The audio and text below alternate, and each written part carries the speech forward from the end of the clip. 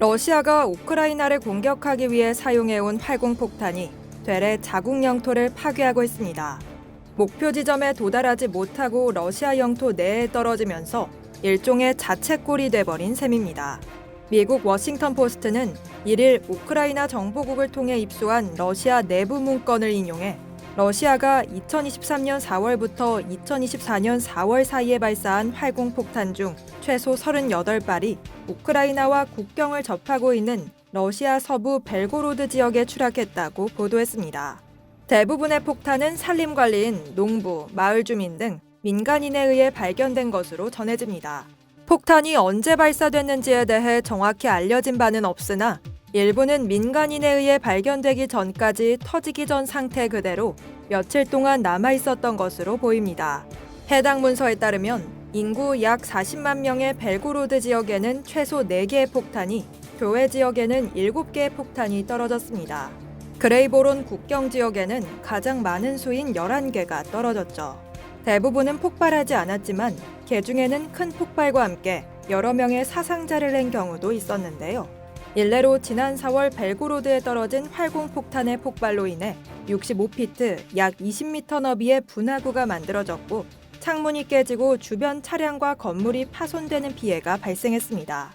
보통 러시아 현지 당국은 이와 유사한 사건이 일어날 때마다 침묵을 지키거나 우크라이나군의 포격을 비난하거나 폭발이 일어났다는 사실만 전달해 왔는데요. 하지만 당시에는 러시아군이 직접 이와 관련해 러시아의 수호이-34 전폭기에서 우발적인 탄약 방출이 있었다고 인정한 바 있습니다. 그리고 이번에 공개된 러시아 내부 문건을 통해 해당 폭탄이 구소련제 활공폭탄인 FAB-500이었음을 확인할 수 있습니다. 지난 5월 4일에도 또 다른 활공폭탄이 벨고로드에 떨어져 7명이 부상을 입고 주택 30채 이상이 파손됐는데요. 당시 벼체슬라프 글라드코프 벨고로드 주지사는 폭발이 일어났다고만 밝히고 정확한 사고 원인은 공개하지 않았습니다. 이어 5월 12일 또다시 활공폭탄 폭발 사고가 발생해 벨고로드 주민 17명이 사망하는 일이 있었습니다. 당시 러시아군은 우크라이나 미사일 때문이라고 발표했으나 비영리 조사단체인 분쟁정보팀은 현장 영상을 분석해보면 이는 우발적인 FAB-500 폭격 또는 러시아 방어 시스템이 발사한 불량 대공 미사일의 결과인 것으로 보인다라고 밝혔습니다. 6월 15일에는 벨고로드 인근 셰베키노 마을에서 폭발이 일어나 5층 건물 일부가 무너지고 최소 5명의 사망자가 발생했는데요. 이에 대해서도 또 다른 활공폭탄 사고일 가능성이 제기되고 있습니다.